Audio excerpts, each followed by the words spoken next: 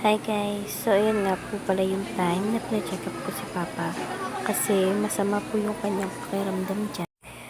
At nakakatuwa nga itong aking pamangkin kasi dahil hindi nakakapamasada yung kanyang lolo, kaya siya yung nag-isip ng paraan para siya na lang yung makapamasada. At ayan nga po, inabutan niya si lolo niya ng pera para meron naman daw pong pambiling ulam. Yan po si Pito kahit ganyan ay napakalalahanin po ng bata. May time nga lang na ayun, may topak, nagdadabog. Pero sa mga ganyang sitwasyon, nakakaintindi naman po siya. Bili na ulam. Sa'yo nga daw yan, pambili mo nga daw yan ulam. Mama naman. At support nga pong yan, hinihingian siya ni mama pero ayaw niya pong ibigay kay mama dahil gusto niya po na mas ibigay po ito sa kanyang lolo.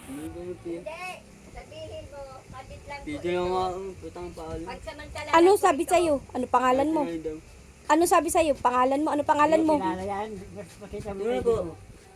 At yung mga time na yan, nagkukwento siya kung ano yun ang nangyari sa kanyang pamamasada dahil hinahanapan daw siyang ID. Kung maririnig nyo naman, diba, tawa kami dyan ni mama sa mga kinukwento niya dyan. Kasi hinahanapan daw siya ng ID dun sa gate. So, wala naman po siyang ID na maipapakita. At tinatanong daw siya kung anong pangalan niya. At yan nga po ay antok na ako dahil ilang araw na nga rin po akong puyat, walang sapat na tulog. Pero kailangan bumangon dahil ipagtitimpla ko ng kape si Papa dahil siya po ay iinom ng gamot. Binilhan ko na nga po pala sila dyan ng isang box ng Marcafe kasi mas makakamura kung isang box na yung bibilhin ko. Gustong gusto ni mama yung Marcafe na yan kasi nga maganda daw po siyang inumin. Kaya ayan.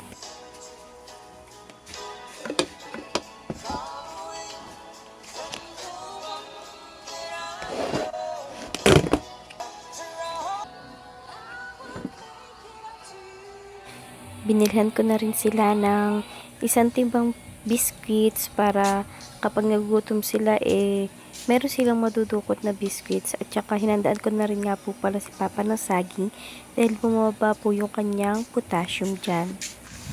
At ayan, pinaghanda ko na nga po siya dyan na kanyang merienda para mainom na po niya yung kanyang mga gamot para tuloy-tuloy na rin po yung kanyang paggaling.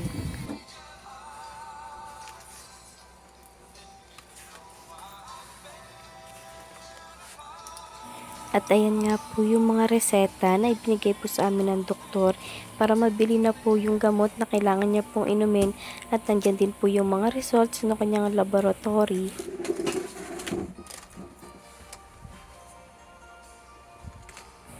At ayan nga po yung mga gamot na binili ko para kay Papa. Napakahirap po talaga na magkasakit, pagod, puyat, butas yung bulsa, ganyan. Pero ganoon talaga yung buhay, talagang dadaan po tayo sa mga emergency na hindi natin inaasahan. At dyan nga po ay pinanood ko muna siya ng videos na kanyang mga po dahil alam ko naman po miss na po niya yung mga yan. At thank you Lord dahil okay na po yung pakaramdam ni Papa. Hanggang dito na lamang. Bye!